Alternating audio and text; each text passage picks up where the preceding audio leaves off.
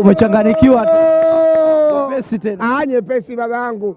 Moja kati ya chaguzi ambazo mimi nimehudhuria mikutano ya Yanga isiyopungua 8. Isiyopungua 8 ya kila baada ya miaka 4.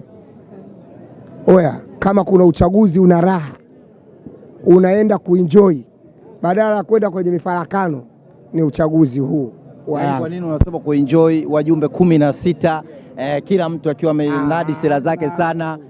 Wale waliopita muda wake wamefanya sana kazi bora. Hao wanaokuja nao wameweka sera zao, wanatishia bwana.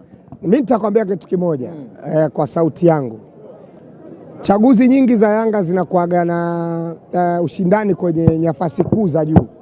Yaani kwa maana ya mwenyekiti, kipindi kile tukiwa na wenyekiti, unakuta wenyekiti wanaogombea wanafika 3, 4, au kwenye uchaguzi wa makamu mwenyekiti wako 6, wako 8, alafu ukija kwenye wajumbe huku ndo wanaanzia 20 kuendelea. Lakini kadiri siku zinavyozidi kwenda, mabadiliko unayaona. Mkutano tu uchaguzi uliopita miaka 4 iliyopita, Injinia alipata changamoto kidogo kwa Mshindo Msola, lakini baadaye Mshindo akajiondoa, akabaki Injinia peke yake. Kwenye nafasi ya makamu wa rais kulikuwa na nafasi 2. Kuna mwanamke alikuwa anaitwa Suma Waitenda, unamkumbuka yule mdada? Alikuwa anagombania yeye na Arafati Haji. Na bado unaona kulikopo na ile ushindani wa hali ya juu, kwamba muda wowote anaweza Suma akawa makamu wa rais au Arafati akawa makamu wa rais. Lakini uchaguzi wa mwaka huu kwenye nafasi ya rais, Wanayanga wote tumekubali kwamba mgombea anapaswa kuwa Engineer Hersi kwa sababu ya kazi kubwa aliyofanya. Na hii inatoa ishara gani? Kwa sababu ukiacha nyinyi kwanza wanachama, wagombea wengine ambao mtu alijipima, maana yake misimu iliyopita watu walikuwa wanajitokeza kwenye nafasi ya urais kwanza. Lakini tofauti na misimu hii, watu ni kuridhishwa na labda na utendaji ambao ameufanya Engineer Hersi kwenye miaka yake hii 4. Yaani mimi nitakwambia kwa sababu gani. Yaani nimewahi kuona siku moja umefanya interview na Kevin Kiduku Kongwe Sabato. Alikwambia mimi naitwa national team. Sawa, nikifika national team namkuta Mbwana Samata, namkuta John Boko wa Moto kutoka Simba, anamkuta Thomas Ulimwengu wa Moto kutoka TP Mazembe. Umenielewa? Amefika pale akiona anasema hapa mimi ni chaguo la 6. Acha niwabebee viatu hawa ambao tayari wana namba zao. Mbwana Samata hapa huwezi kumuondoa kwenye timu, huwezi kumuondoa Thomas Ulimwengu kwenye Seka Force. John Boko huwezi kumuondoa. Ndicho ambacho wanayanga sasa tumekifanya. Kwamba inawezekana dadangu ana elimu ya juu kumzidi Engineer Hersi, ana maarifa mengi kumzidi Engineer Hersi, lakini kila akijipima kwenda kumpa changamoto kugombea Engineer Hersi, anasema hapana, kwa aliyoyafanya tumpe nafasi nyingine afanye mengine zaidi ya haya. Akikwama uko mbele ndio tunaenda kuangalia, kwa sababu wanayanga bado wapo wenye vision na wenye akili nyingi zaidi. Inawezekana na waliomzidi hata elimu president wetu, lakini kwa aliyoyafanya kila mwanayanga akakubali kwamba bwana huyu amefanya kitu. Na sisi tumesema kwenye nafasi 2 za juu kwa walioyafanya, sidhani kama kuna mwanayanga angekubali kwenda kuchukua fomu ya kwenda kumchallenge Engineer. Unamchallenge kwenye nini? Kwenye squad? Kwenye matokeo? Simba anafungwa mara 6 mfululizo, haijawahi kutokea nchi.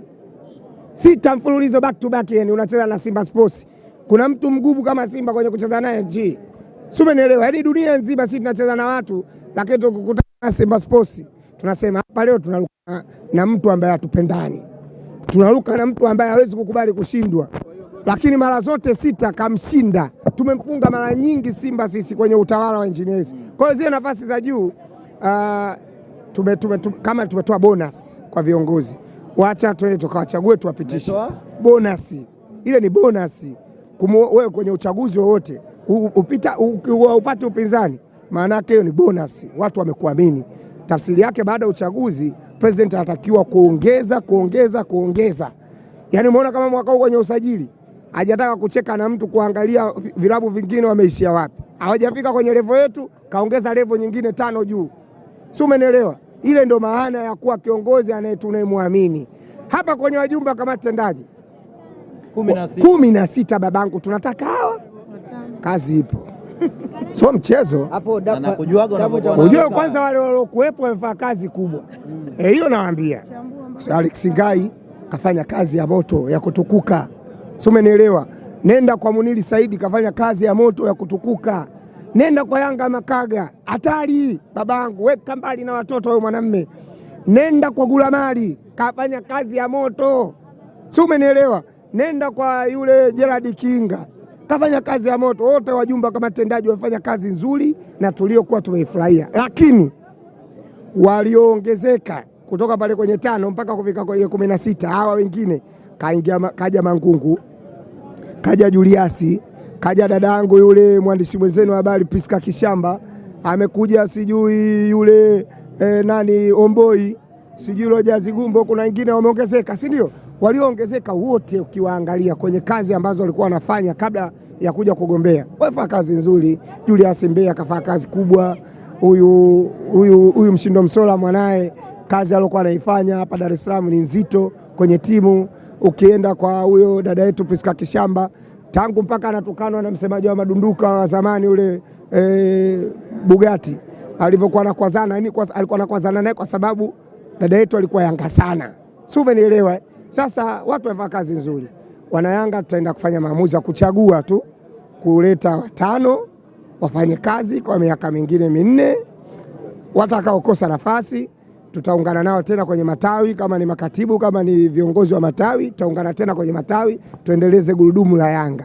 Watakaopata nafasi sio kwamba ni wakubwa kuzidi wenzao, wao ni Yanga kama mimi ambaye sijagombea, kama huyu ambaye hajagombea.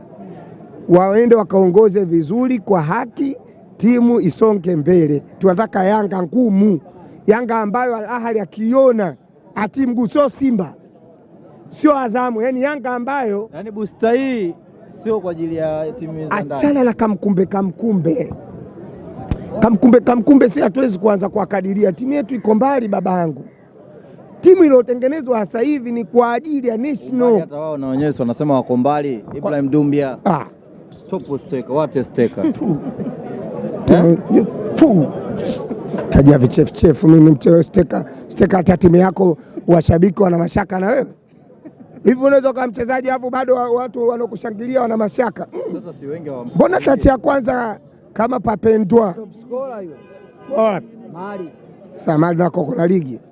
Mali ligi yao hivi kwenye Afrika iko hata nafasi ya ngapi? Kaka mimi nisikilize. Narudia. Ndio. Kuna mwanamume katua Shinsita.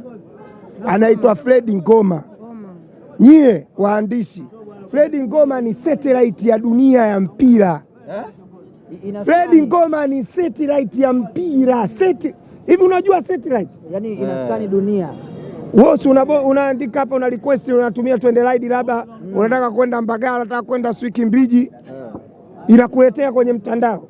Huyo ndo Fred Ngoma, ni satellite ya dunia. Yani saa hizi mtu uko Marekani anajua Tanzania kuna mkutano wa Yanga. Godi. Fred Ngoma ni satellite ya dunia. Ile ilikuja AI hapa, mkatana AI mambo mengi hata kuskani ajui AI anamaliza.